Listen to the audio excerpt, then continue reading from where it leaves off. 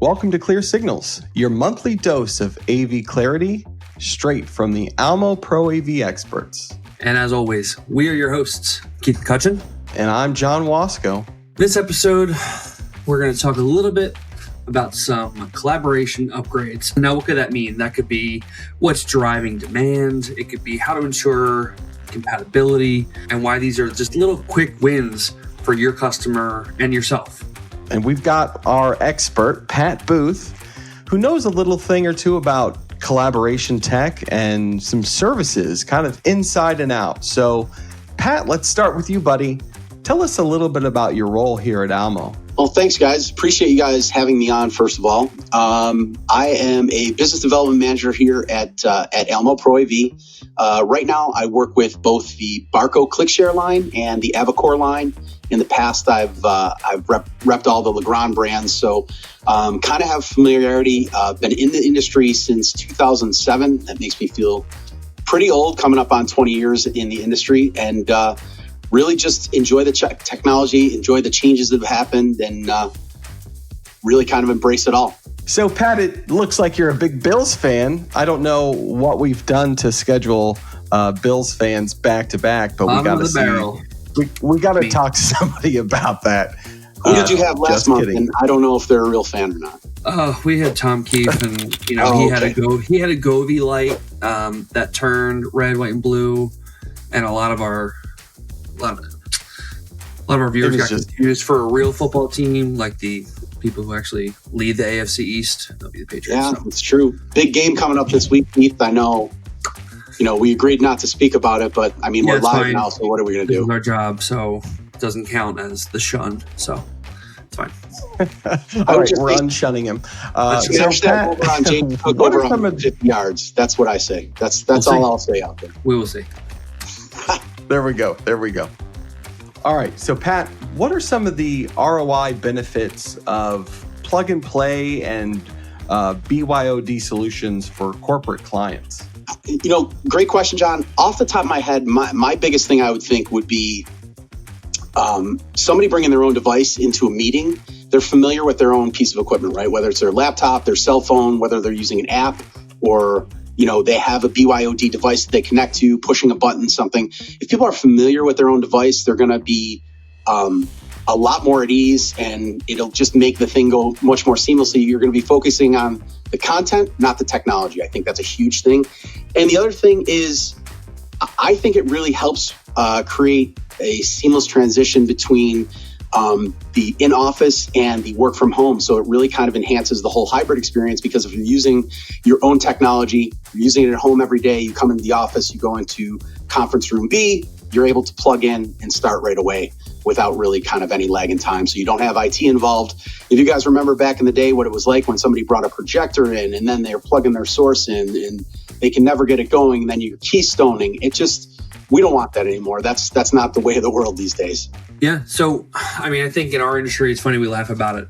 The average time to set up a conference room or even to deploy a meeting is like 7 minutes or 5 minutes, something insane. Even in our industry, I think the three of us have sat on enough calls waiting for presenters to be like, okay, let me connect, let me do this and that. And we're in the industry. So what are kind of tips that you have that can help us, help our partners, help their customers deploy, a quicker meeting for workflow? It really comes back to having those conversations with the end user and making sure that the reseller and the end user and you guys are all in sync, right? You want to make sure there's a great needs assessment done up front. You want to make sure a site survey is done if you're doing a bigger deployment, to make sure that you're prepared for really the unexpected to happen. Taking a look at those needs, having conversations. I can't stress, you guys are two of the best in the business at it, but making sure that you're having those conversations and that reseller is having those conversations with the end user, because the last thing you want to do is sell them something they don't need, or maybe not scratch enough and claw enough to get all the answers to find out what the total solution could be. So, I think that's a huge deal. And then once you actually have deployed and, you've commissioned the system, I think a big thing to make sure that everyone from, the president of the company, who really probably never touches technology, down to, Bill, the maintenance guy, whoever has to use that, make sure that they're trained properly on that equipment, because it's just going to collect dust and not be utilized properly if you're, again, and that comes from that conversation, because if you've oversold them, then you're not going to use it. But if you've sold them and taught them the right way how to use those products, I think you're selling a solution and making sure that you have buy-in from everyone that's going to be using that technology. All right, so Pat, when it comes to ensuring compatibility, what are things that we can do and ensure that the system is being upgraded properly? Great question. And it again comes back to your preparation and your conversations and listening to what the reseller is telling you, listen to what the end user's needs are. If you do that needs assessment up front, then you know what you have, because not everything is going to be a teardown, right? There might be components, there might be things that stay in their solution that they work perfectly fine today that can, be technology forward and work with whatever we're bringing in. Also want to make sure everything can talk to each other properly. You want to make sure that if they're using Teams, you're not providing them a solution that's set up for Google Meet or Zoom. So we want to make sure those boxes are checked. Is your audio solution and your conferencing solution, do those all use Dante? Do those, we want to ask these questions and make sure that we're getting the correct fit for all these. And just a little plug for Barco. One of the great things that Barco does in this situation is Barco has their alliance partners. So you can go right on their website with ClickShare. You can check in if you want to use let's say a Jabra bar with the Barco solution. It'll tell you which ones that you can search by manufacturer, you can search by part number, you can search by Barco part number and find out what's compatible with those. So again, doing the steps up front, make sure that you have a great installation, make sure you have a powerful solution, and it's going to make sure that you have an end user and a reseller that's going to come back for more, hopefully in the future. No, it's good to know, especially for those older rooms that we walk into that might have some outdated technology, but budget doesn't call for replacing that as of right now. So it's always good to know. Yeah. So, really, what are you seeing kind of in today's world of what end users can expect the collaboration room to look like? And then how is it evolving, with people, either getting back to work or still doing hybrid? What are you seeing out there? Well, I mean, you brought up the keyword, John. It's hybrid, right? Everyone wants to make sure that whatever you design is flexible enough that you can take care of the needs of your workers that are in office, also take care of the needs of people working from home. So you want to make sure it works well with those hybrid work models. Everyone wants, the latest and greatest is the intuitive technology and the cameras. So if you're using cameras, do they have an AI feature of some kind that does like a motion capture or, captures the speaker and follows them throughout the room? Again, those are decisions that you have to make with your clients. And you also want to make sure, I say it all the time, just because we're in the industry, make sure the audio is great too. Audio quality has become such a bigger need these days because you want to make sure you have the equity between the video quality and the audio quality. So you want to make sure that you're not just providing a solution. Again, with Barco, here's a great example. We have an all-in-one bar, which are all the rage these days. Everyone has an all-in-one bar solution.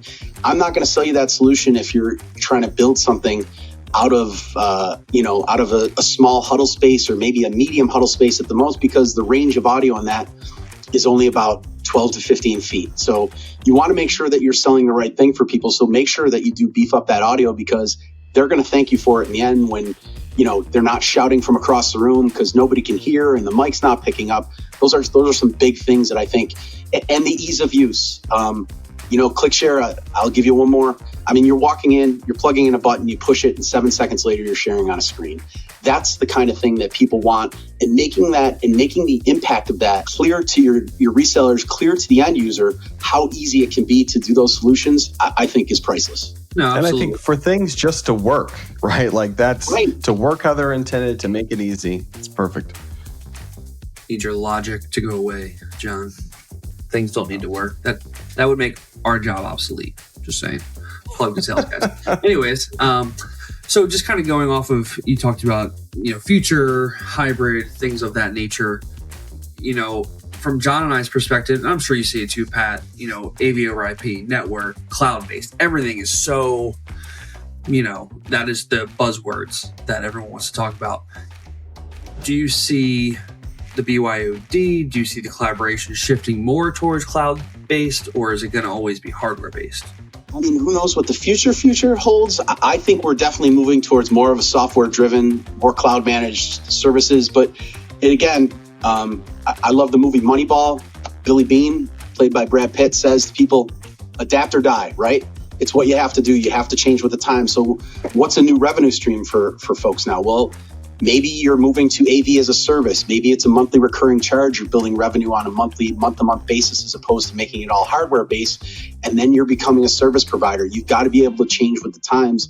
But again, with AI, with the cameras and all that, with the management systems, if you've got a huge deployment, to be able to go in and through a GUI, be able to manage all your collaboration devices on one platform, I think that speaks to itself and just makes it a lot easier. So we're really trying to make the technology easy for people to use and make it as user-friendly as possible. And with software, it gives you the opportunity to upgrade and make changes much quicker and on the fly and do a lot of things that you couldn't do even 10 years ago. Nice. Sure. Well, going to wrap it up with one last question. It's kind of time for our signature question, if you will. So, Pat, what's your clear signal for success when it comes to collaboration upgrades? I think I've said it probably 20 times. Communication, right? Clear signals, it's a great segue for communication.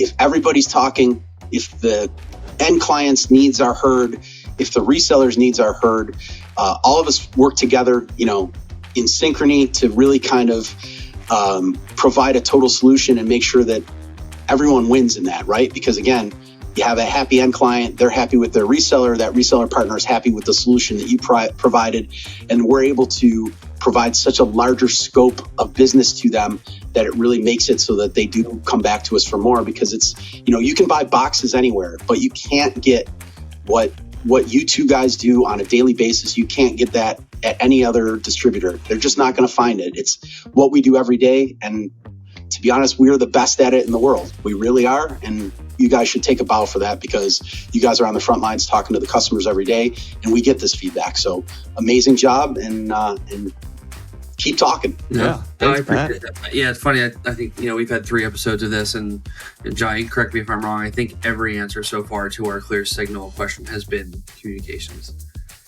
as the answer. Picking up a theme here, Pat. We appreciate your time, buddy. We appreciate you buttering us up. Our egos are feeling good now. We're gonna go hit the phones, make some phone calls. We appreciate your insight on the AV. Not so much on the football, but may the best team win. I'm sure they will. Yes, I'm sure the Bills will be winning. So go Bills. Well, thanks. Well, don't forget to subscribe and join us next month as we break down AV for hybrid classrooms. Until then, keep your signals clear and your installs cleaner.